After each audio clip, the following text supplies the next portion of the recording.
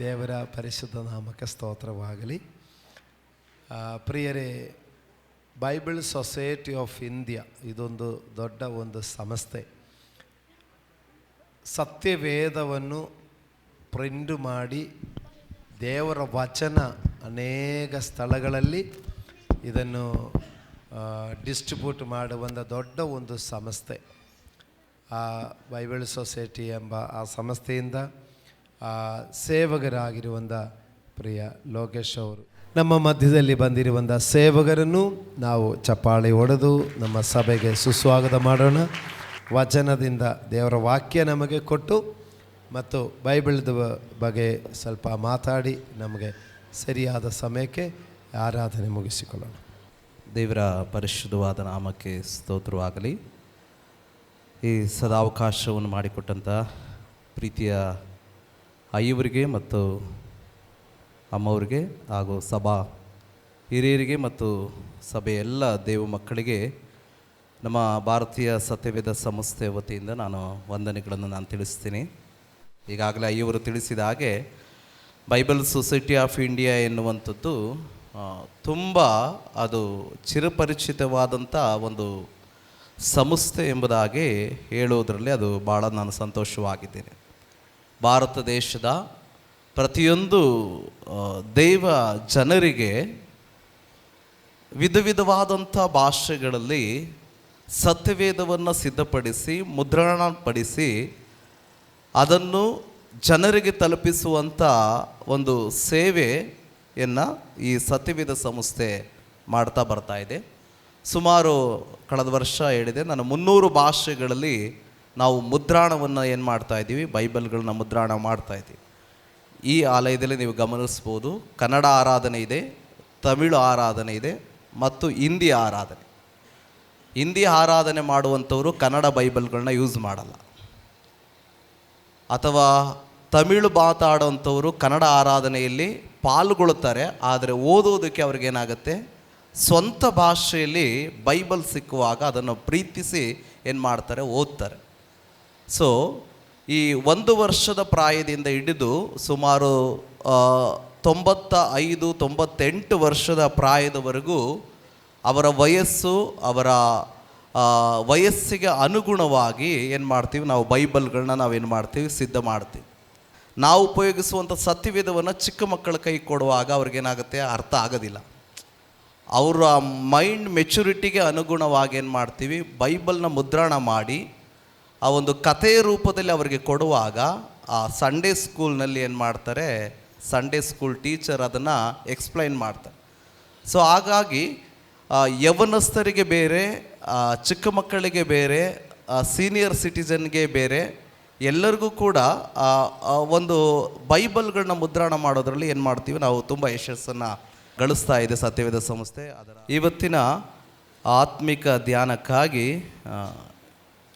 ಇಬ್ರಿಯರಿಗೆ ಬರೆದ ಪತ್ರಿಕೆ 4ನೇ ಅಧ್ಯಾಯ 12ನೇ ವಾಕ್ಯವನ್ನು ದಯಮಾಡಿ ಓದ್ರಿ. ಯಾಕೆಂದರೆ ದೇವರ ವಾಕ್ಯವು ಸಜೀವವಾದದ್ದು, ಕಾರ್ಯಸಾಧಕವಾದದ್ದು, ಯಾವ ಇಬ್ಬಾಯಿ ಕತ್ತಿಗಿಂತಲೂ ಹದವಾದದ್ದು, ಪ್ರಾಣ ಆತ್ಮಗಳನ್ನು ಕೀಲು ಮಜ್ಜೆಗಳನ್ನು ವಿಭಾಗಿಸುವಷ್ಟು ಮಟ್ಟಿಗೂ ತೂರಿ ಹೋಗುವಂಥದ್ದು, ಹೃದಯದ ಆಲೋಚನೆಗಳನ್ನು ಉದ್ದೇಶಗಳನ್ನು ವಿವೇಚಿಸುವಂಥದ್ದು ಆಗಿದೆ. ಆ ಇಬ್ರಿಯರಿಗೆ ಬರೆದ ಪುಸ್ತಕವನ್ನು ಅನೇಕ ವೇದ ಪಂಡಿತರು ಹೇಳ್ತಾರೆ ಇದು ಪೌಲ ಬರೆದಿದ್ದಾನೆ ಎಂಬುದಾಗಿ. ಅನೇಕರು ಅನೇಕ ಹಿನ್ನೆಲೆಯಿಂದ ಇಲ್ಲಿ ಬಂದಿದ್ದೀವಿ, ಆದರೆ ಬದಲಾವಣೆ ಅಂತ ಹೇಳಿ ನೋಡುವಾಗ ವ್ಯಕ್ತಿ ಅವನು ನೂತನವಾದ ಸೃಷ್ಟಿಯಾಗಿದ್ದಾನೆ, ಹೊಸ ಮನುಷ್ಯನಾಗಿದ್ದಾನೆ, ಅವನ ಗುಣಗಳು ಬದಲಾಗಿದೆ ಅನ್ನೋದಕ್ಕೆ ಕಾರಣ ಮುಖ್ಯವಾಗಿ ಹೇಳ್ತೀನಿ ಈ ದೇವರ ವಾಕ್ಯ. ಪತಿ ಪತ್ನಿಯನ್ನು ಬದಲಾಯಿಸ್ಲಿಕ್ಕಾಗೋದಿಲ್ಲ, ಪತ್ನಿ ಪತಿಯನ್ನು ಬದಲಾಯಿಸಲಿಕ್ಕಾಗೋದಿಲ್ಲ, ಆದರೆ ದೇವರ ವಾಕ್ಯ ಎಲ್ಲರನ್ನು ಬದಲಾಯಿಸುತ್ತೆ. ಆದ್ದರಿಂದ ಅವನು ಪೌಲ ಹೇಳುತ್ತಾನೆ, ಈ ದೇವರ ವಾಕ್ಯ ಸಜೀವವಾದದ್ದು. ಏನಾಗಿದೆ? ಈ ದೇವರ ವಾಕ್ಯ ಸಜೀವವಾದದ್ದು, ಇಬ್ಬಾಯಿ ಕತ್ತಿಗಿಂತಲೂ ಏನಾಗಿದೆ, ಹದವಾದದ್ದು. ಕೀಲು ಮಜ್ಜೆಗಳನ್ನು ವಿಭಾಗಿಸುವಷ್ಟು ಮಟ್ಟಿಗೂ ತೂರಿ ಹೋಗುವಂಥದ್ದು ಈ ದೇವರ ವಾಕ್ಯ.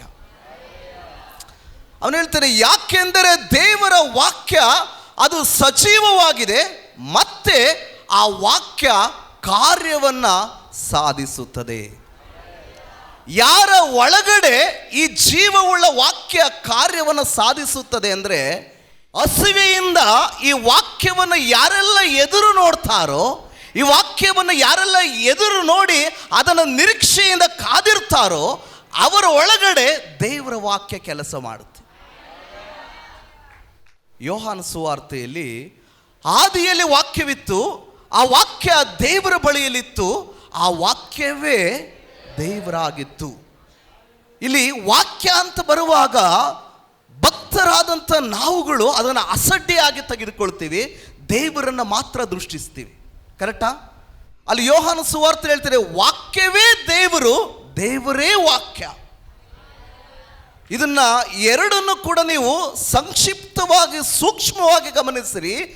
ವಾಕ್ಯ ನಮ್ಮ ದೇವರು, ದೇವರೇ ವಾಕ್ಯ. ಅದಕ್ಕೆ ಸ್ವಾಮಿ ಹೇಳ್ತಾರೆ, ಯಾರು ನನ್ನನ್ನು ಹೊಂದುತ್ತೀರೋ ಅವರು ಜೀವವನ್ನು ಹೊಂದಿಕೊಂಡ ಹಾಗೆ. ಯಾರು ನನ್ನನ್ನು ಹೊಂದಿಕೊಳ್ತೀರೋ ಅವರು ಜೀವವನ್ನು ಹೊಂದಿಕೊಂಡ ಹಾಗೆ. ಅಂದರೆ ಯೇಸುವಿನ ವಾಕ್ಯಗಳನ್ನು ಪ್ರತಿನಿತ್ಯ ನೀವು ಓದಿ ಓದಿ ನಿಮ್ಮ ಒಳಗಡೆ ಸ್ವೀಕಾರ ಮಾಡಿಕೊಳ್ಳುವಾಗ ನಿಮ್ಮ ಒಳಗಡೆ ಹೊಸ ಜೀವ ಉಂಟಾಗುತ್ತೆ. ಸತ್ಯವೇದವನ್ನು ಕೈಯಲ್ಲಿ ಹಿಡ್ಕೊಂಡು ನೀವು ಸಭೆಗೆ ಬರೋದ್ರಿಂದ ಆಶೀರ್ವಾದ ಅಲ್ಲ, ಇದು ನಿಮ್ಮ ಹೃದಯದ ಒಳಗಡೆ ಎಷ್ಟು ಪ್ರಮಾಣದಲ್ಲಿ ಇದು ಬೇರೂರಿ ನಿಂತಿದೆ ಎನ್ನುವಂಥದ್ದು ಬಹಳ ಮುಖ್ಯ. ಅದಕ್ಕೆ ಅವರು ಹೇಳ್ತಾರೆ, ನೀವು ನನ್ನಲ್ಲಿಯೂ ನನ್ನ ವಾಕ್ಯ ನಿಮ್ಮಲ್ಲಿಯೂ ನೆಲೆಗೊಂಡಿದ್ದರೆ ಮಾತ್ರ ನೀವು ಫಲ ಕೊಡಲಿಕ್ಕೆ ಸಾಧ್ಯ.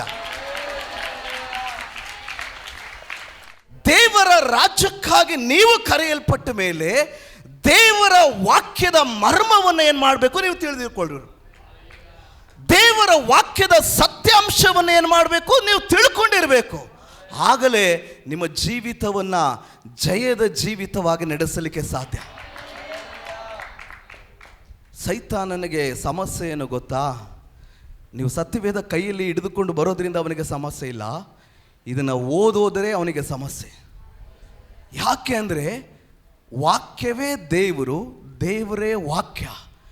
ನೀವು ವಾಕ್ಯ ಓದಿದ್ರೆ ದೇವರ ಸಂಗಡ ಮಾತಾಡ್ತಾ ಇದ್ದೀರಾ, ದೇವರಿಗೆ ನಿಮ್ಮ ಮನವಿಗಳನ್ನು ಹೇಳ್ತಾ ಇದ್ದೀರಾ, ದೇವರಿಗೆ ನಿಮ್ಮ ವಿಜ್ಞಾಪನೆಗಳನ್ನು ತಿಳಿಸ್ತಾ ಇದ್ದೀರಾ, ದೇವರಿಗೆ ನಿಮ್ಮ ಹೃದಯದ ಭಿನ್ನಗಳನ್ನು ಅರಿಕೆ ಮಾಡ್ತಾ ಇದ್ದೀರಾ. ಅವನ ಒಂದೇ ಒಂದು ಕುತಂತ್ರ, ನೀವು ದೇವರ ವಾಕ್ಯಗಳನ್ನು ಧ್ಯಾನಿಸಬಾರದು, ದೇವರ ವಾಕ್ಯಗಳನ್ನು ಓದಬಾರದು. ನಾನು ಹೇಳ್ತೀನಿ, ವಿದ್ಯಾಭ್ಯಾಸ ಇದೆಯೋ ಇಲ್ವೋ ಗೊತ್ತಿಲ್ಲ, ಚಿಂತೆ ಮಾಡಬೇಡ್ರಿ. ದೇವರ ವಾಕ್ಯಕ್ಕೆ ಆತ್ಮನ ಸಹಾಯದೊಂದಿಗೆ ನೀವು ಏನು ಮಾಡ್ರಿ, ಕೇಳಿಸ್ಕೊಳ್ರಿ. ಆತ್ಮನ ಸಹಾಯ ನೀವು ಕೇಳಿಸಿಕೊಳ್ಳುವಾಗ, ಆತ್ಮನ ಸಹಾಯವನ್ನು ನೀವು ಹೊಂದಿಕೊಳ್ಳುವಾಗ ನೀವು ಕೂಡ ಏನಾಗಿರ್ತೀರಾ, ಆಶೀರ್ವದಿಸಲ್ಪಡ್ತೀರಾ. ಯಾಕೆ ಕೆಲವರು ಶೋಧನೆಗಳಲ್ಲಿ, ಕೆಲವರು ಹೋರಾಟಗಳಲ್ಲಿ, ಕೆಲವರು ಕಷ್ಟಗಳಲ್ಲಿ ಹಿಂಜಾರಿ ಹೋಗಲಿಕ್ಕೆ ಅವರು ಮನಸ್ಸು ಮಾಡ್ತಾರೆ ಗೊತ್ತಾ? ವಾಕ್ಯ ಅವರಲ್ಲಿ ಬೇರೂರಿಲ್ಲದ ಕಾರಣ ಈ ಗಾಳಿ ಬಿರುಗಾಳಿ ರೀತಿಯಲ್ಲಿ ಸಮಸ್ಯೆಗಳು ಬರುವಾಗ ಅವರು ಏನಾಗ್ತಾರೆ ಅಂದರೆ ಅಲುಗಾಡಿ ದೇವರನ್ನು ಬಿಟ್ಟು ದೂರ ಹೋಗುವಂಥ ಸನ್ನಿವೇಶ ಇರುತ್ತೆ. ಒಬ್ಬ ವಿಶ್ವಾಸಿ, ಒಬ್ಬ ದೇವರ ಮಗ, ಒಬ್ಬ ದೇವರ ಮಗಳು ಆ ಸತ್ಯವನ್ನು ಅರಿತಿದ್ರೆ, ಆ ಸತ್ಯ ದೇವರ ಮಹಿಮೆಯನ್ನು ತಿಳಿದಿದ್ರೆ ಅವನು ಖಂಡಿತವಾಗಿ ಬಿಟ್ಟು ಹೋಗಲ್ಲ.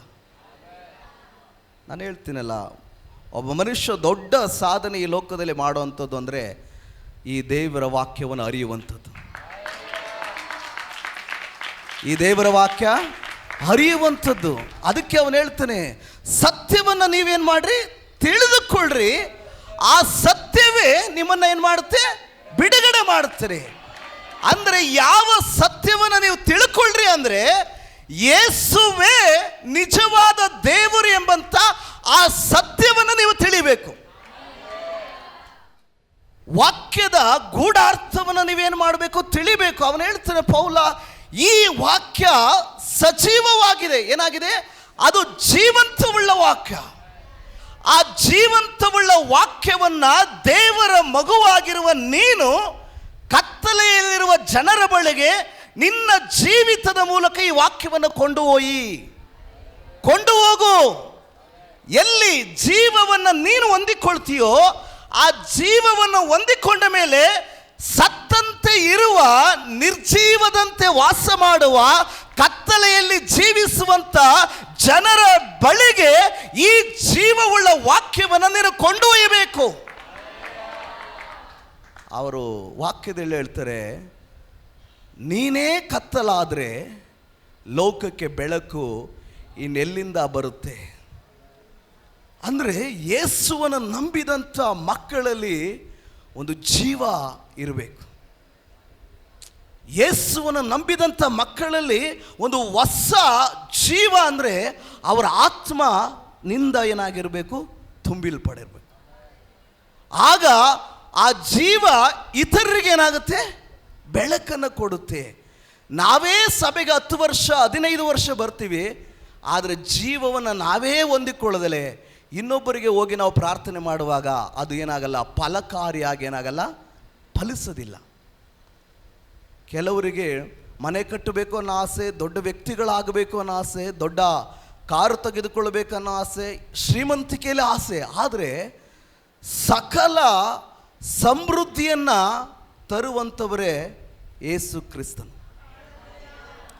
ಸಕಲ ಅಭಿವೃದ್ಧಿಯನ್ನು ಕೊಂಡು ತರುವಂಥದ್ದು ದೇವರೇ ಆಗಿದ್ದಾರೆ. ಆದ್ದರಿಂದ ಅವ್ರು ಹೇಳ್ತಾರೆ, ಕುಂದಿಲ್ಲದ ಎಲ್ಲ ವರಗಳು ಕೂಡ ಸಕಲ ಆ ಬೆಳಕಿಗೆ ಮೂಲ ಕಾರಣನಾದವನಿಂದಲೇ ಇಳಿದು ನಮಗೆ ನಿಮಗೆ ಬರುವಂಥದ್ದಾಗಿದೆ.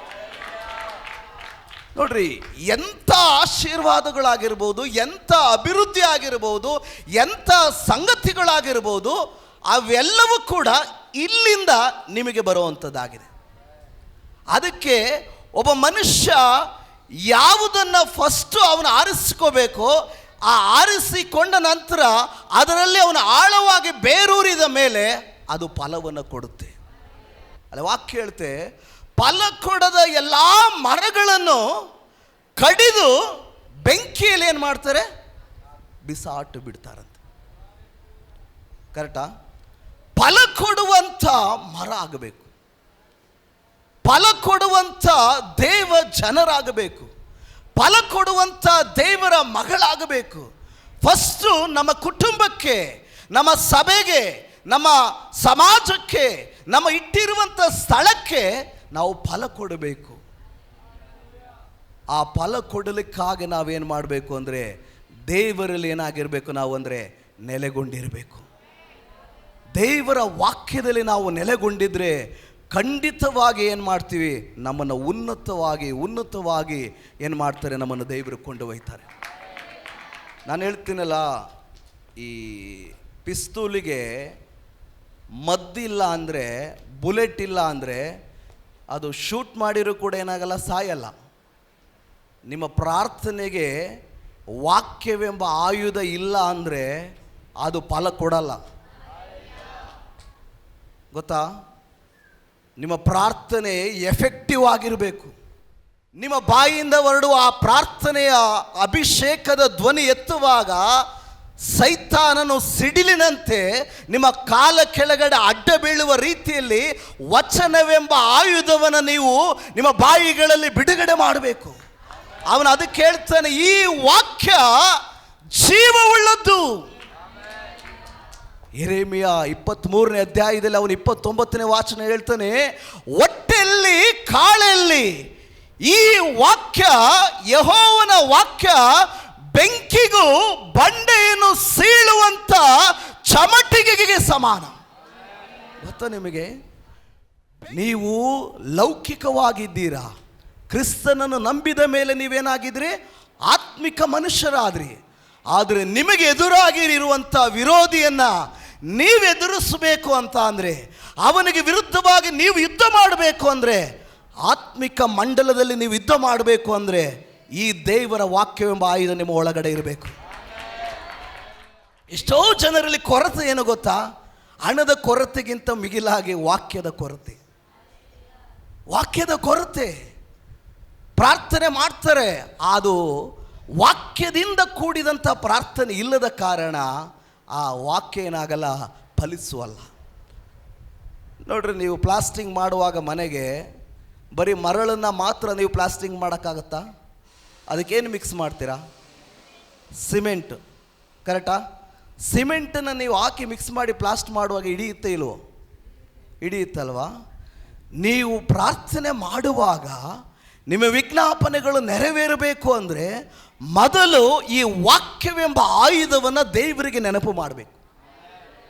ಏನಂತ ನೆನಪು ಮಾಡಬೇಕು ಅಂತ ಅಂದರೆ, ನೀವು ಅನೇಕರಿಗೆ ಸಾಲವನ್ನು ಕೊಡುವಿರ ಹೊರತು ಸಾಲವನ್ನು ತೆಗೆದುಕೊಳ್ಳುವುದಿಲ್ಲ ಎಂದು ನೀನು ವಾಗ್ದಾನ ಮಾಡಿದೆಯಾ? ಅದು ನಿನ್ನ ವಾಗ್ದಾನ. ನಿನ್ನ ವಾಕ್ಯ ಹೇಳುತ್ತದೆ, ನೀವು ಅನೇಕರಿಗೆ ಸಾಲ ಕೊಡುತ್ತೀರ ಹೊರತು ಸಾಲವನ್ನು ತೆಗೆದುಕೊಳ್ಳೋದಿಲ್ಲ ಎಂಬುದಾಗಿ. ತಂದೆಯೇ, ಈ ಕೈಗಳನ್ನು ಸಾಲವನ್ನು ಕೊಡುವ ಕೈಗಳಾಗಿ ಆಶೀರ್ವದಿಸು. ಸಾಲವನ್ನು ಇತರರಿಗೆ ಕೊಡುವ ಕೈಗಳಾಗಿ ಆಶೀರ್ವದಿಸು. ಯಾಕೆಂದರೆ ಇದು ನೀನು ನುಡಿದ ವಾಗ್ದಾನ. ನಿನ್ನನ್ನು ದೊಡ್ಡ ಜನಾಂಗವನ್ನಾಗಿ ಮಾಡಿ ನಿನ್ನನ್ನು ಆಶೀರ್ವದಿಸಿ ನಿನ್ನ ಹೆಸರನ್ನು ಉನ್ನತಿಗೆ ತರ್ತೀನಿ ಎಂದು ಹೇಳಿದಿರಾ. ಇದು ಯಾರ ವಾಗ್ದಾನ? ನಿನ್ನ ವಾಗ್ದಾನ, ನಿನ್ನ ವಚನ, ನೀನು ನುಡಿದ ಮಾತು. ಈ ನಿನ್ನ ಮಾತಿನ ಅನುಸಾರವಾಗಿ ನನ್ನ ವಿಜ್ಞಾಪನೆಗಳಿಗೆ ಉತ್ತರ ಕೊಡು. ನೋಡ್ರಿ, ಒಬ್ಬ ಕಾನೂನಿನ ನ್ಯಾಯಾಧೀಶರು, ನ್ಯಾಯಾಧಿಪತಿಗಳು ಒಬ್ಬ ಕಳ್ಳನಿಗೆ, ಒಬ್ಬ ಅಪರಾಧಿಗೆ ಅವನು ತೀರ್ಪು ಮಾಡುವಾಗ ಸಂವಿಧಾನದ ಅಡಿಯಲ್ಲಿ ತೀರ್ಪು ಮಾಡ್ತಾರಲ್ಲ ಅಲ್ವಾ? ಕಾನೂನು, ಕಾನ್ಸ್ಟಿಟ್ಯೂಷನ್ ಲೆವೆಲಲ್ಲಿ ಏನು ಮಾಡ್ತಾರೆ? ತೀರ್ಪು ಮಾಡ್ತಾರೆ. ಇಡೀ ವಿಶ್ವಕ್ಕೆ ನ್ಯಾಯಾಧಿಪತಿ ನಮ್ಮ ದೇವರು, ನಮ್ಮ ತಂದೆ. ಇಡೀ ಜಗತ್ತಿಗೆ ಅವರು ನ್ಯಾಯಾಧಿಪತಿ. ನಮ್ಮ ಕುರಿತು, ನಮ್ಮ ವಿಜ್ಞಾಪನೆಗಳಿಗೆ ಅವರು ತೀರ್ಪು ಮಾಡಬೇಕು ಅಂದರೆ ವಚನದ ಆಧಾರದೊಂದಿಗೆ ನಮ್ಮ ಪ್ರಾರ್ಥನೆ ಇರಬೇಕು. ವಾಕ್ಯದ ಆಧಾರದೊಂದಿಗೆ ನಮ್ಮ ವಿಜ್ಞಾಪನೆಗಳಿರಬೇಕು. ಗೊತ್ತಾ? ಅರ್ಥ ಆಗ್ತಾ ಇದೆಯಲ್ವಾ? ವಾಕ್ಯದ ಮೂಲಕ ಅಧಿಪತಿ, ನ್ಯಾಯಾಧಿಪತಿಗಳ ಬಳಿಗೆ ಹೋಗುವಾಗ ನಮ್ಮ ಪ್ರಾರ್ಥನೆಗೆ ಉತ್ತರ ಬರುತ್ತೆ. ಉತ್ತರ ಬರುತ್ತೆ. ನೀವೇ ನೋಡ್ರಿ, ನೀವು ಹಾಕುವಂಥ ಉಡುಗೆ ತೊಡುಗೆಗಳನ್ನು ನೋಡ್ರಿ, ಮ್ಯಾಚಿಂಗಲ್ಲಿ ಬರ್ತೀರಲ್ವಾ? ಮ್ಯಾಚಿಂಗಲ್ಲೇ ಹೋಗ್ತೀರ ಮದುವೆ ಕಾರ್ಯಗಳು. ಏನು ಇದಕ್ಕೆ ಇದು ಮ್ಯಾಚಿಂಗ್ ಅಲ್ವಾ? ನೀವೆಲ್ಲ ಮ್ಯಾಚಿಂಗಲ್ಲೇ ಹೋಗ್ತೀರಾ. ಎಲ್ಲದಕ್ಕೂ ಒಂದು ಕ್ರಮ ಇದೆ, ಎಲ್ಲದಕ್ಕೂ ಒಂದು ವಿಧಾನ ಇದೆ, ಎಲ್ಲದಕ್ಕೂ ಒಂದು ರೀತಿ ಇದೆ. ನಮ್ಮ ದೇವರು ಕ್ರಮವುಳ್ಳ ದೇವರು ಅಲ್ವಾ? ಅವರು ನೀತಿಯ ನ್ಯಾಯಾಧಿಪತಿ. ಅವರು ಮಾರ್ಗ ತಪ್ಪಿ ನಡೆಯಲ್ಲ. ಅವರು ಮಾರ್ಗಕ್ಕೆ ಅನುಸಾರವಾಗಿ ನಡೀತಾರೆ. ಅವರ ಚಿತ್ತದಂತೆ ಕೇಳುವಾಗ, ಅವರ ಚಿತ್ತದ ಪ್ರಕಾರ ಬೇಡುವಾಗ, ಅವರ ವಾಗ್ದಾನಕ್ಕೆ ಅನುಸಾರವಾಗಿ ಬೇಡುವಾಗ ಆ ವಾಗ್ದಾನಗಳು ನೆರವೇರುತ್ತವೆ. ಕಾರಣ ಈ ವಚನ ಅವರು ನುಡಿದಂಥ ಮಾತುಗಳು, ಅವರು ಆಡಿದಂಥ ಮಾತುಗಳು. ನಾನು ಹೇಳ್ತೀನಲ್ಲ, ಈ ವಾಕ್ಯದ ಶ್ರೇಷ್ಠತೆಯನ್ನು ಪ್ರತಿಯೊಂದು ದೇವರ ಮಗು ಕೂಡ ಕಲಿತಿರಬೇಕು. ದೇವರ ಪ್ರತಿಯೊಂದು ಮಗಳು ಕೂಡ ಈ ವಾಕ್ಯದ ಶ್ರೇಷ್ಠತೆಯನ್ನು ಅರಿತಿರಬೇಕು. ಒಂದು ಡಿಗ್ರಿ ಕಮ್ಮಿ ಆದರೂ ಚಿಂತೆ ಇಲ್ಲ, BCom MCom ಕಮ್ಮಿ ಆದರೂ ಚಿಂತೆ ಇಲ್ಲ. ಆದರೆ ಈ ಪರಲೋಕಕ್ಕೆ ಕೊಂಡೊಯ್ಯುವಂಥ ಈ ಎಜುಕೇಟೆಡನ್ನು, ಈ ಜ್ಞಾನವುಳ್ಳ ವಾಕ್ಯವನ್ನು ನೀವೆಂದಿಗೂ ಕೂಡ ಆಲಸ್ಯ ಮಾಡಬಾರ್ದು, ಅಸಡ್ಡೆ ಮಾಡಬಾರ್ದು. ಯಾಕೆಂದರೆ ಭೂಮಿಯು ಅದರಲ್ಲಿರುವ ಸಮಸ್ತವು ದೇವರಿಂದ ಉಂಟಾಗಿದೆ. ಎಲ್ಲ ಹೊಂದಿಕೊಂಡು ದೇವರನ್ನೇ ಅರಿಯದೆ ಮೂರ್ಖರಾಗಿ ನಡೆಯುವಂಥವರಿಗೆ ದೇವರು ಹೇಳ್ತಾರೆ, ಒಬ್ಬ ಮನುಷ್ಯ ಇಡೀ ಲೋಕವನ್ನೆಲ್ಲ ಸಂಪಾದನೆ ಮಾಡಿಕೊಂಡ್ರು ಅವನ ಆತ್ಮ ನಷ್ಟಪಟ್ಟರೆ. ಇಡೀ ಒಬ್ಬ ಮನುಷ್ಯ ಇಡೀ ಲೋಕವನ್ನೆಲ್ಲ ಸಂಪಾದನೆ ಮಾಡಿಕೊಂಡ್ರು ಒಬ್ಬ ಮನುಷ್ಯ ಅವನ ಆತ್ಮ ನಷ್ಟಪಟ್ಟರೆ ಏನು ಪ್ರಯೋಜನ? ನೀವೇನೇನು ಬೇಕಾದರೂ ನೀವು ಇದು ಮಾಡ್ಬೋದು, ಆದರೆ ದೇವರ ವಾಕ್ಯ ನಿಮ್ಮೊಟ್ಟಿಗೆ ಇರಲಿ. ಸ್ವಾಮಿ ಸ್ವಾಮಿ ಅನ್ನುವವರೆಲ್ಲ ಪರಲೋಕ ರಾಜ್ಯಕ್ಕೆ ಹೋಗುವರಂತ ನೀವು ನೆನೆಸಬೇಡ್ರಿ. ಮತ್ತಾಯ 7:21-22 ಅವ್ರಿಗೆ ಹೇಳಿದರು, ಅನೇಕ ಜನರು ಗುಂಪಿನಲ್ಲಿ ನಾವು ಹಲ್ಲೆಲೂಯಾ ಅಂತ ಹೇಳ್ತೀವಿ. ವೈಯಕ್ತಿಕವಾದ ಹಲ್ಲೆಲೂಯ ನಿಮ್ಮ ಹೃದಯದಲ್ಲಿ ಅದು ಇರಬೇಕು.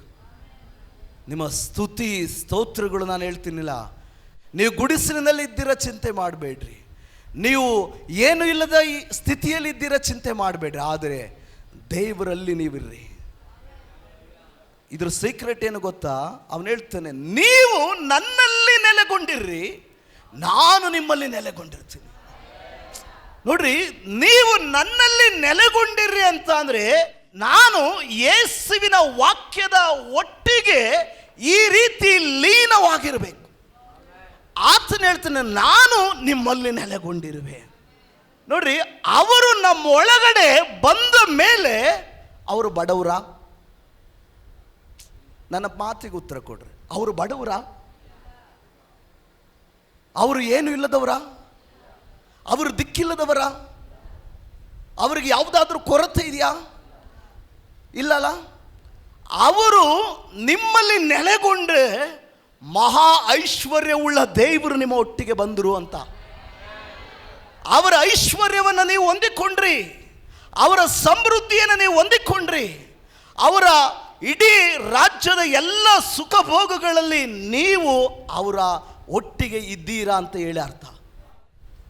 ಎಷ್ಟು ವರ್ಷ ಸಭೆಗೆ ಬಂದಿದ್ದೀನಿ ಅಲ್ಲ ಮುಖ್ಯ, ಎಷ್ಟು ವಾಕ್ಯ ನನ್ನಲ್ಲಿ ಇದೆ ಎನ್ನುವಂಥದ್ದು ಮುಖ್ಯ. ನಿಜವಾಗ್ಲೂ ಹೇಳ್ತೀನಿ, ಈ ವಾಕ್ಯಕ್ಕೆ ನೀವು ಬೆಲೆ ಕೊಡ್ರಿ. ಇದು ಒಂದು ಪೇಪರ್ ರೀತಿ ಕಾಣಿಸ್ಬೋದು ಅಷ್ಟೇ. ಇದು ಪೇಪರು. ನಿಮ್ಮ ಒಳಗಿರುವ ಹೃದಯದ ಭಾವನೆಗಳನ್ನು ನೀವು ಯಾವುದರಲ್ಲಿ ಬರೀತೀರಾ? ನಿಮ್ಮ ಭಾವನೆಗಳನ್ನು, ನಿಮ್ಮ ವೇದನೆಗಳನ್ನು ನೀವು ಯಾವುದರಲ್ಲಿ ಬರೀತೀರಾ? ಬರೀಲಿಕ್ಕೆ ಒಂದು ಪೇಪರ್ ಅಷ್ಟೇ ಬೇಕು. ಆದರೆ ಯೇಸು ಸ್ವಾಮಿ ತನ್ನ ಹೃದಯದ ವೇದನೆಗಳನ್ನು ಅವರು ಬರೆಯಲಿಕ್ಕೆ ವೇದ ಪಂಡಿತರನ್ನು ಆತ್ಮಭರಿತರಾಗಿ ಉಪಯೋಗಿಸಿ ಒಂದು ಹಾಳೆಯ ಮೂಲಕ ಬರೆದಿದ್ದಾರೆ. ಆದರೆ ಮನುಷ್ಯ ಇದನ್ನು ಯಾವ ದೃಷ್ಟಿಯಲ್ಲಿ ನೋಡ್ತಾನೋ ಆ ದೃಷ್ಟಿಯಲ್ಲಿ ಆಶೀರ್ವಾದ. ಇದನ್ನು ಭಕ್ತಿಯಿಂದ ಸ್ವೀಕರಿಸ್ಕೊಂಡ್ರೆ ನೀವು ದೊಡ್ಡ ಆಶೀರ್ವಾದ, ಸಾಧಾರಣವಾಗಿ ತೆಗೆದುಕೊಂಡ್ರೆ ನಿಮಗೆ ಸಾಧಾರಣವಾಗಿ ಆಶೀರ್ವಾದ. ಅವನವನ ನಡತೆ, ಅವನವನ ಮನೋಭಾವನೆ, ಅವನವನ ಪರಿಸ್ಥಿತಿ, ಅವನವನ ಅಂದುಕೊಂಡ ರೀತಿಯಲ್ಲಿ ನನಗೆ ನಿಮಗೆ ದೇವರು ಏನು ಮಾಡ್ತಾರೆ? ಆಶೀರ್ವದಿಸ್ತಾರೆ. ನಾನು ಹೇಳ್ತೀನಲ್ಲ, ಇದು ನಮ್ಮ ಭಾರತ ದೇಶಕ್ಕೆ ತಲುಪಬೇಕು ಅಂತ ಅನೇಕ ವೇದ ಪಂಡಿತರು ತನ್ನ ಕುತ್ತಿಗೆಯನ್ನು ಶಿರಛೇದನ ಮಾಡಿದ್ದಾರೆ. ಯವನಸ್ಥರು ನೀವೆಲ್ಲರೂ ಇದ್ದೀರ, ನೀವೆಲ್ಲರೂ ಕೂಡ ಬದಲಾವಣೆ ಆಗಿರುವಂಥದ್ದು ಎಲ್ಲಿಂದ ಗೊತ್ತಾ? ಈ ದೇವರ ವಾಕ್ಯದಿಂದ. ನಿಮ್ಮನ್ನು ದೇವರು ಸರಿಯಾಗಿ ಆಪರೇಷನ್ ಮಾಡಿದ್ದಾರೆ ಗೊತ್ತಾ ನಿಮಗೆ? ಇಲ್ಲಾಂದ್ರೆ ನೀವು ಇಲ್ಲಿ ಕೂರಲ್ಲ ಗೊತ್ತಾ? ಜಿಂಕೆ ಮರಿತರ ಜಿಗಿತೀರ ನೀವು. ನಿಮ್ಮನ್ನು ಅವ್ರು ಎಲ್ಲೆಲ್ಲಿ ಕಟ್ ಮಾಡಬೇಕು ಅಲ್ಲೆಲ್ಲಿ ಕಟ್ ಮಾಡಿದ್ದಾರೆ. ಅದು ಯಾರು ಮಾಡಿದ್ದಾರೆ? ಅವರೇ ಮಾಡಿದ್ದಾರೆ. ಇಲ್ಲಾಂದ್ರೆ ನೀವು ಸಾಧಾರಣವಾಗಿ ನಿಲ್ಲಲ್ಲ ಇಲ್ಲಿ ಗೊತ್ತಾ? ನಿಮ್ಮ ಊಹೆ ಕಲ್ಪನೆಗಳು ಆಕಾಶಕ್ಕೆ ಏಣಿಯಾಗಿ ದೊಡ್ಡ ಸಾಧನೆ ಮಾಡೋ ರೀತಿಯಲ್ಲಿ ನಿಮ್ಮ ಎಮೋಷನ್, ಉದ್ವೇಗ. ಆದರೆ ದೇವರು ಆತನ ರಾಜ್ಯಕ್ಕೆ ನಿಮ್ಮನ್ನು ಕೊಂಡು ತಂದಿದ್ದಾರೆ ಅಂದರೆ ನೀವು ಅವರಿಗೆ ಫಲ ಕೊಡಬೇಕು ಗೊತ್ತಾ? ಸಭೆಯಲ್ಲಿ ಇದ್ದೀರಾ, ಈ ಸಭೆಗೆ ನೀವು ಫಲ ಕೊಡಬೇಕು.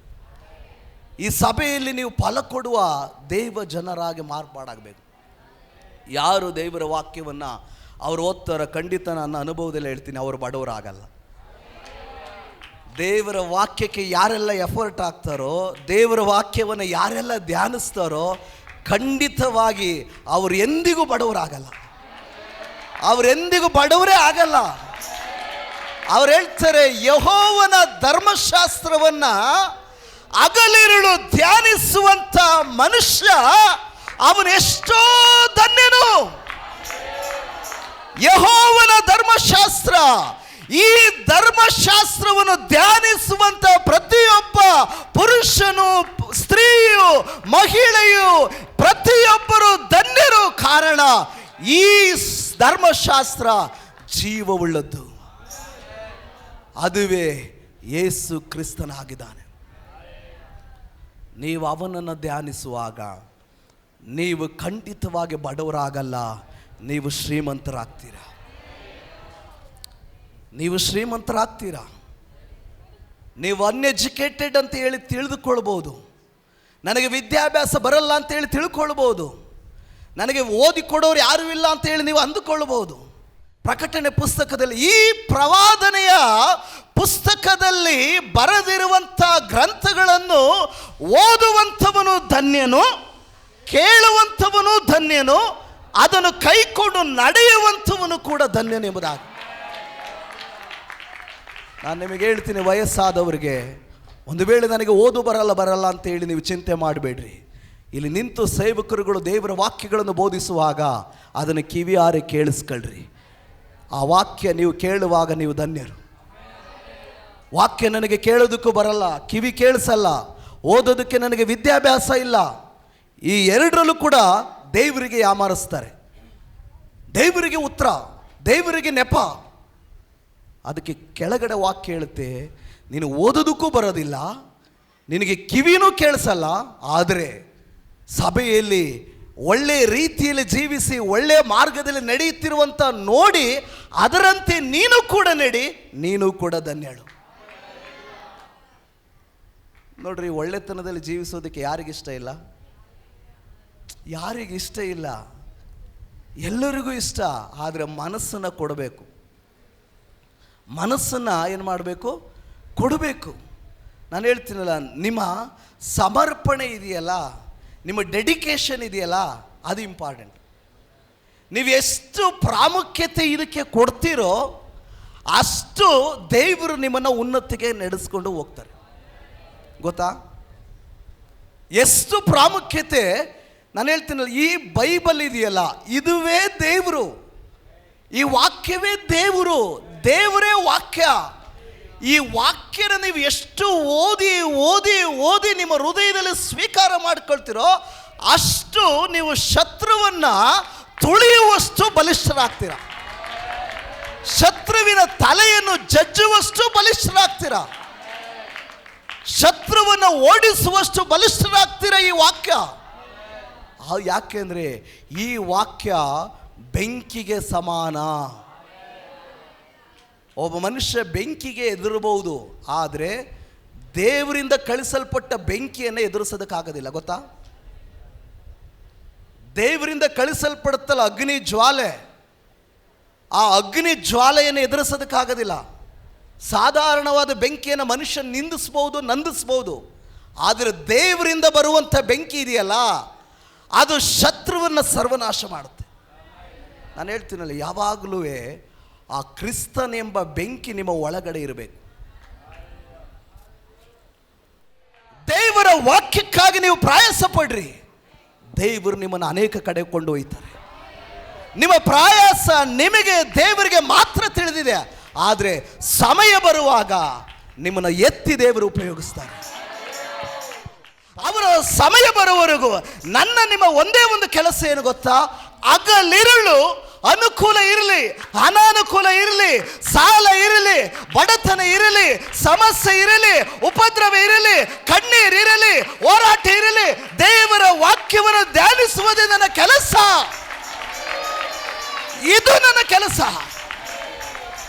ಕಷ್ಟವೋ ಸಂಕಟವೋ ಅನ್ನವಿರಲಿ ವಸ್ತ್ರವಿರಲಿ ಚಿಂತೆ ಇಲ್ಲ, ಹಗಲಿರುಳು ಈ ದೇವರ ವಾಕ್ಯವನ್ನು ಧ್ಯಾನಿಸು.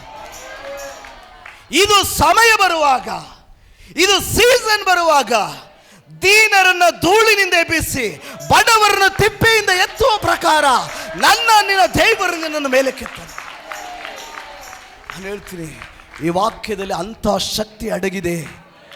ಇದು ರೆವರೆಂಡ್ ಸನ್ನಿ ಪಾಸ್ಟರ್ ಮಾತಾಡಿರೋ ವಚನ ಅಲ್ಲ, ಇಲ್ಲ ಒಬ್ಬ ಮುಖ್ಯಮಂತ್ರಿ ಮಾತಾಡಿರೋ ವಚನ ಅಲ್ಲ, ಒಬ್ಬ ರಾಜಾದಿರಾಜ, ಒಬ್ಬ ಮಹಿಮೆ ಉಳ್ಳ ಯಜಮಾನ, ಇಡೀ ವಿಶ್ವಕ್ಕೆ ಒಡೆಯ ಆತನು ನುಡಿದ ಮಾತುಗಳು. ನೀನ್ ದೇವರ ಮಗ ಆಗಿದ್ರೆ, ನಾನ್ ದೇವರ ಮಗ ಆಗಿದ್ರೆ, ನೀನ್ ದೇವರ ಮಗಳಾಗಿದ್ರೆ ದೇವರಿಗೆ ಬೇಕಾಗಿರುವಂಥದ್ದು ನಿನ್ನೊಳಗಡೆ ಇರಬೇಕು. ಎರಡೆಳೆ ಸರ ಅಲ್ಲ ನಿನ್ನೊಳಗಡೆ ಬೇಕಾಗಿರೋದು. ಎರಡೆಳೆ ಸರ ಬೇಕಾಗಿಲ್ಲ ದೇವರಿಗೆ, ಮಾಲ್ಟಿ ಬೇಕಾಗಿಲ್ಲ, ರೇಷ್ಮೆ ಸೀರೆ ಬೇಕಾಗಿಲ್ಲ. ಅವರ ಸನ್ನಿಧಿಗೆ ನೀನು ಹೋಗಬೇಕು ಅಂದರೆ, ಅವರ ಬರೋಣದಲ್ಲಿ ನೀನು ಅವರಿಗೆ ಕನೆಕ್ಟ್ ಆಗಬೇಕು ಅಂದರೆ ಅವರಿಗುಳ್ಳಂಥ ವಚನ ನಿನ್ನೊಳಗಡೆ ಇರಬೇಕು. ಆಗ ನೀನು ಅವರು ಕನೆಕ್ಟ್ ಆಗ್ತೀರ. ನೋಡ್ರಿ, ಮ್ಯಾಗ್ನೆಟ್ಟಿಗೆ ಕಬ್ಬಿಣ ಬೇಗ ಅಟ್ರಾಕ್ಟ್ ಆಗುತ್ತಲ್ವಾ? ಕರೆಕ್ಟ್ ಅಲ್ವಾ? ಅದು ಒಂದಕ್ಕೊಂದು ಏನಾಗುತ್ತೆ, ಬೇಗ ಹಿಡಿಯುತ್ತೆ. ದೇವರಲ್ಲಿ ಇರುವಂಥ ಆತ್ಮನಿಗೆ ಅದೇ ಆತ್ಮ ನಮ್ಮೊಳಗಡೆ ಇದ್ದರೆ ಇಮಿಡಿಯೇಟ್ ನಾವೇನು ಮಾಡ್ತೀವಿ, ಕನೆಕ್ಟ್ ಆಗ್ತೀವಿ. ಅದಕ್ಕೆ ನಾನು ಹೇಳ್ತಿರೋದು, ಒಬ್ಬ ಮನುಷ್ಯ ಕಾರನ್ನ ಕೊಂಡ್ಕೋಬಹುದು, ಆಸ್ತಿ ಪಾಸ್ತಿನ ಕೊಂಡ್ಕೋಬಹುದು, ಚಿನ್ನ ಬೆಳ್ಳಿನ ಬಂಗಾರನ ಕೊಂಡ್ಕೋಬಹುದು, ಇಡೀ ಜಗತ್ತನ್ನೇ ಕೊಂಡ್ಕೋಬಹುದು. ಆದರೆ ಈ ಆತ್ಮಕ್ಕೆ ಸಂಬಂಧಪಟ್ಟದ್ದು ಅವನಲ್ಲಿ ಇಲ್ಲ ಅಂದರೆ, ಈ ಆತ್ಮಕ್ಕೆ ಸಂಬಂಧಪಟ್ಟದ್ದನ್ನು ಅವನು ಸಂಪಾದನೆ ಮಾಡಿಲ್ಲ ಅಂದರೆ ಅವನಿಗೆ ಏನೂ ಪ್ರಯೋಜನ ಇಲ್ಲ. ಈ ಆತ್ಮಕ್ಕೆ ಸಂಬಂಧಪಟ್ಟದ್ದು ಏನು ಗೊತ್ತಾ? ಇಡ್ಲಿ ವಡೆ ಅಲ್ಲ, ಚಿತ್ರಾನ್ನ ಪೊಂಗಲ್, ಕೇಸರಿ ಬಾತ್ ಉಪ್ಪಿಟ್ಟಲ್ಲ, ದೇವರ ವಾಕ್ಯ. ಅವ್ರು ಹೇಳ್ತಾರೆ, ನೀನು ಆತ್ಮನಿಂದ ಜೀವಿಸುತ್ತಾ ಇರಲಾಗಿ ಆತ್ಮನನ್ನು ಅನುಸರಿಸಿ ನಡೆಯೋ. ನೀನು ದೇವರ ಆತ್ಮನಿಂದ ಜೀವಿಸ್ತಾ ಇದೆಯಲ್ವಾ, ಆ ವಾಕ್ಯಕ್ಕಾಗಿ ನೀನು ತಾವುಕಪಡು. ನಾನು ಹೇಳ್ತೀನಲ್ಲ, ದೊಡ್ಡ ನಷ್ಟ ಏನು ಗೊತ್ತಾ? ಒಬ್ಬ ವಿಶ್ವಾಸಿ 20 ವರ್ಷ 15 ವರ್ಷ ಆಗಿ ಬಡವ ಅವನು ಬಡತನದಲ್ಲಿದ್ದಾನೆ, ಗುಡಿಸಲಲ್ಲಿದ್ದಾನೆ ಅಂದರೆ ಕಾರಣ ಏನು ಗೊತ್ತಾ? ಈ ವಾಕ್ಯ ಧ್ಯಾನ ಮಾಡಿಲ್ಲ. ಗೊತ್ತಾ? ಈ ವಾಕ್ಯ ಧ್ಯಾನ ಮಾಡಿಲ್ಲ ಅವನು. ಈ ವಾಕ್ಯದ ಅರ್ಥ ತಿಳಿದಿಲ್ಲ, ಈ ವಾಕ್ಯದ ರಹಸ್ಯ ತಿಳಿದಿಲ್ಲ, ಈ ವಾಕ್ಯದ ಗೂಢ ಅರ್ಥ ತಿಳಿದಿಲ್ಲ, ಈ ವಾಕ್ಯದ ಮಹಿಮೆ ತಿಳಿದಿಲ್ಲ, ಈ ವಾಕ್ಯದ ಶಕ್ತಿನ ತಿಳಿದಿಲ್ಲ. ಅವನು ಆರಾಧಿಸುವ ದೇವರ ಮಹಿಮೆ ಎಂಥದ್ದು ಅಂತೇಳಿ ಅವನಿಗೆ ರುಚಿ ಇಲ್ಲ. ಅದರಿಂದ ಬಡವ ಅವನು. ನಾನು ಹೇಳ್ತೀನಿ, ನೀವು ಯಾವುದೇ ಸಬ್ಜೆಕ್ಟ್ ತಗೊಳ್ಳಿ, PCMBನೋ PCMCನೋ BEನೋ ಯಾವುದೇ ತಗೊಳ್ಳಿ, ಆ ಸಬ್ಜೆಕ್ಟಿನ ಸಂಪೂರ್ಣ ಮಾಹಿತಿ ಇದ್ದರೆ ಮಾತ್ರ ನೀವು ಆ ಸಬ್ಜೆಕ್ಟನ್ನು ಬರೀಲಿಕ್ಕಾಗೋದು. ನೀವು ಆರಾಧಿಸುವ ದೇವರ ಬಗ್ಗೆ ನೀವು ಸಂಪೂರ್ಣವಾಗಿ ತಿಳಿದಿದ್ರೆ ಮಾತ್ರ ನೀವು ಜಯದ ಜೀವಿತವನ್ನು ಜೀವಿಸ್ಲಿಕ್ಕಾಗತ್ತೆ. ಯಾರು ನನ್ನನ್ನು ಕಂಡುಕೊಳ್ತಾರೋ ಅವರು ಭಾಗ್ಯವಂತರು ಅಂತ. ದೇವರ ವಾಕ್ಯದ ಶ್ರೇಷ್ಠತೆಯನ್ನು ತಿಳಿದುಕೊಳ್ಳ್ರಿ.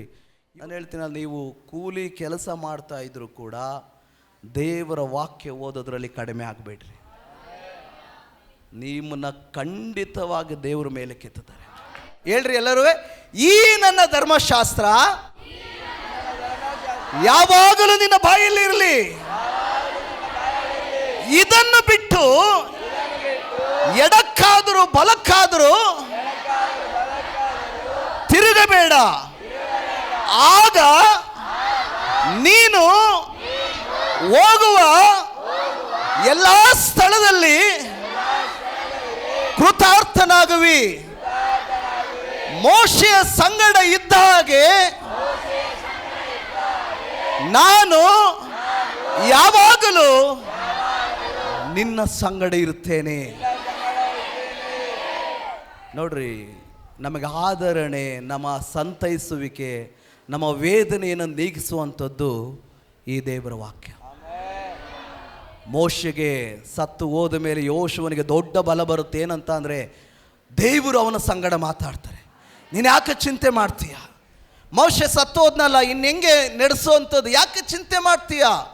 ಈ ಧರ್ಮಶಾಸ್ತ್ರವನ್ನು ನೀನು ಇಟ್ಕೋ, ಈ ಧರ್ಮಶಾಸ್ತ್ರದ ಮುಂದೆ ನೀನು ಇಟ್ಕೋ, ಈ ಧರ್ಮಶಾಸ್ತ್ರದ ಪ್ರಕಾರ ನಾನು ನಿನ್ನ ನಡೆಸ್ತೀನಿ. ಗಂಡ ಹೆಂಡತಿ ಮಗ ಮಕ್ಕಳು ಯಾರು ಬೇಕಾದ್ರೂ ಬಿಟ್ಟು ಹೋಗ್ಬೋದು. ಯುಗದ ಸಮಾಪ್ತಿಯವರೆಗೂ, ಅಂತ್ಯದವರೆಗೂ, ಕೊನೆಯವರೆಗೂ ನಿಮ್ಮನ್ನು ಕರೆ ಹಿಡಿದು ನಡೆಸುವಂಥವರು ದೇವರು. ಗೊತ್ತಾ? ಇವರನ್ನ ಬಿಡಬೇಡ್ರಿ. ನೀವು ಇವರನ್ನ ಬಿಡಬೇಡ್ರಿ. ಇವರನ್ನ ನಿಮ್ಮ ಹೃದಯಕ್ಕೆ ಅಪ್ಪನ ಹಾಗೆ, ತಂದೆಯ ಹಾಗೆ ಅವರ ಹೃದಯಕ್ಕೆ ನೀವು ಒರಗಿಕೊಳ್ಳ್ರಿ.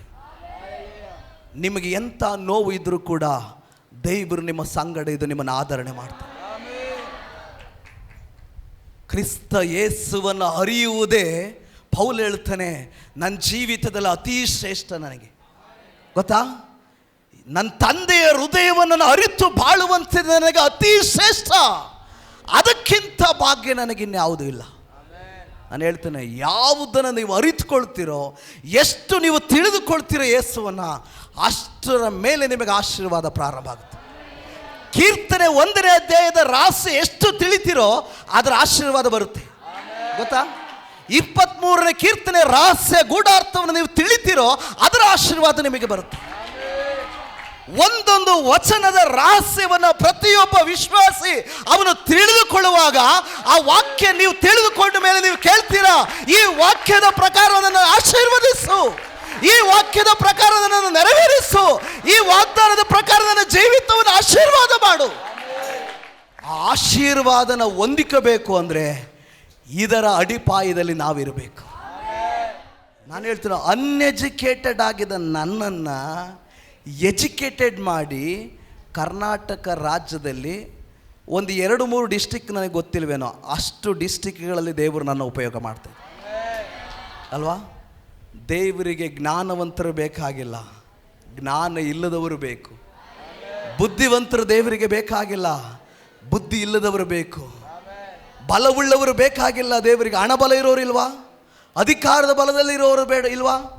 ಎಲ್ಲರೂ ಇದ್ದಾರೆ. ದೇವರು ಹೇಳ್ತಾರೆ, ಬಲಹೀನರನ್ನು ನಾನು ತೆಗೆದು ಬಲವುಳ್ಳವರನ್ನಾಗಿ ಮಾಡ್ತೀನಿ, ಜ್ಞಾನಹೀನರನ್ನು ತೆಗೆದು ಜ್ಞಾನವಂತರನ್ನಾಗಿ ಮಾಡ್ತೀನಿ, ದಿಕ್ಕಿಲ್ಲದವರನ್ನು ನಾನು ತೆಗೆದು ಐಶ್ವರ್ಯವಂತರನ್ನಾಗಿ ನಾನು ಮಾಡ್ತೀನಿ, ಗತಿ ಇಲ್ಲದವರನ್ನು ನಾನು ಆರಿಸಿಕೊಂಡು ಗಣನೆಗೆ ಬರುವ ರೀತಿಯಲ್ಲಿ ನಾನು ಮಾಡ್ತೀನಿ, ಉಪಯೋಗಕ್ಕೆ ಬಾರದಂಥ ವಸ್ತುವನ್ನು ತೆಗೆದುಕೊಂಡು ಉಪಯೋಗವಾಗುವಾಗ ನಾನು ಮಾಡ್ತೀನಿ, ಗೌರವ ಇಲ್ಲದ ಸ್ಥಳಗಳಲ್ಲಿ ಘನತೆ ಗೌರವಗಳನ್ನು ನಾನು ತರ್ತೀನಿ, ಬೆಲೆ ಇಲ್ಲದ ಸ್ಥಳದಲ್ಲಿ ನಿನಗೆ ಬೆಲೆಯನ್ನು ಕೊಂಡು ತರ್ತೀನಿ. ನಮ್ಮ ದೇವರು ಒಳ್ಳೆಯವ್ರಿ, ನಮ್ಮ ತಂದೆ ನಮ್ಮನ್ನು ಪ್ರೀತಿಸ್ತಾರೆ. ಯಾಕೆಂದರೆ ನಾವು ಅವರಿಗೆ ಮಕ್ಕಳು, ನಾವು ಅವರಿಗೆ ಸಲ್ಲಿಸಬೇಕಾದದನ್ನು ಸಲ್ಲಿಸಬೇಕು. ಇದನ್ನು ಹಿಡಿದಿದ್ದೀವಿ ಅಂದಮೇಲೆ ಇದರ ಪ್ರಕಾರ ನಾವು ಜೀವಿಸಬೇಕು. ನೀವು ಇದನ್ನು ಮಾತಾಡ್ತಾ ಇದ್ದೀರಾ, ಇದನ್ನು ಓದ್ತಾ ಇದ್ದೀರಾ ಅಂದರೆ ಅದು ತುಂಬ ಬೆಲೆಯುಳ್ಳ ಸಮಯ, ತುಂಬ ವ್ಯಾಲ್ಯೂಯಬಲ್, ತುಂಬ ಬೆಲೆಯುಳ್ಳ ಸಮಯ. ದೇವರ ವಾಕ್ಯಗಳನ್ನು ಆಶೀರ್ವದಿಸಲಿ. ಸದಾವಕಾಶ ಮಾಡಿಕೊಟ್ಟಂಥ ಪ್ರೀತಿ ಅಯ್ಯವರಿಗೆ ಮತ್ತು ಸಭೆಯೆಲ್ಲ ಹಿರಿಯರಿಗೆ ಮತ್ತು ಪಾಸ್ಟರ್ ಅವರಿಗೆ ನನ್ನ ಪ್ರೀತಿಯ ವಂದನೆಗಳು. ನಮ್ಮ ಸಭೆಗೆ ಬಂದು ನಮಗೆ ಬಲಪಡಿಸಿ ಒಳ್ಳೆಯ ವಚನದಲ್ಲಿ ಶಕ್ತಿಪಡಿಸಿ ನಮ್ಮನ್ನು ಉತ್ಸಾಹಪಡಿಸಿರುವ ದೇವಸೇವಕರಿಗೆ ಚಪ್ಪಾಳೆ ಹೊಡೆದು ಸಭೆಯ ಪರವಾದ ಕೃತಜ್ಞತೆ ಸಲ್ಲಿಸ್ತೇನೆ. ಪ್ರಿಯ ವೀಕ್ಷಕರೇ, ನೀವು ಹೊಂದಿದ ಆಶೀರ್ವಾದವನ್ನು ನಮ್ಮೊಂದಿಗೆ ಹಂಚಿಕೊಳ್ಳಿರಿ. ನೀವು ಸಂಪರ್ಕಿಸಬೇಕಾದ ಮೊಬೈಲ್ ಸಂಖ್ಯೆ 8217761567. ಹೆಚ್ಚಿನ ವಿಡಿಯೋಗಳಿಗಾಗಿ ನಮ್ಮ ಚಾನೆಲ್ ಅನ್ನು ಸಬ್ಸ್ಕ್ರೈಬ್ ಮಾಡಿಕೊಳ್ಳಿರಿ. ದೇವರು ತಾನೇ ನಿಮ್ಮೆಲ್ಲರನ್ನು ಆಶೀರ್ವದಿಸಲಿ.